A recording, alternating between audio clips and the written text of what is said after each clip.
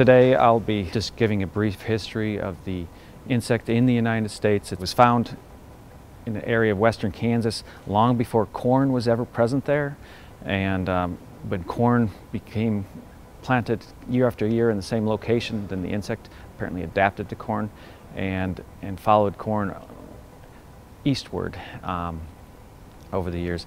Crop rotation was the first management system ever used, and it was the only one since 1946. Rotation resistance developed in the late 1980s, early 1990s. So it took quite some time for rotation resistance, and it happened only when there was continuous planting or 100% crop rotation in a whole region. It was high selection intensity for that resistance to develop, and that's where it developed, where there was 100% crop rotation in that region. Insecticides were available in the 40s. They were broadcast all over the field. Resistance developed within 10 years to that type of situation. When insecticides were applied over a narrow row or the furrow, there's not been resistance in 50 years of the same active ingredient, because there's insects produced outside of the insecticidal zone. There's not been resistance to seed treatments.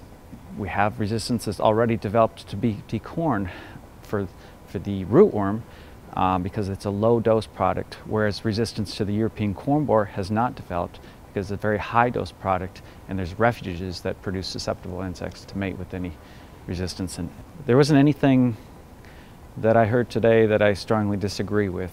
I think that the approach being taken in Europe is good. I think that they would have some value in considering GM crops, but it's a political situation where the people don't want it, and if the people don't want it, it shouldn't be there. But I think that people are ill-informed.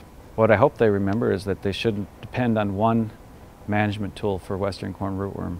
The current products can't be seen as something that's going to be the only tool to manage rootworms. We need to have a number of tools. You need to have not just GM corn, not just insecticides, not just crop rotation. You can't do the same thing year after year and expect it to work. This insect has been very adaptable, and so you need to have an integrated approach with multiple tactics to control this insect.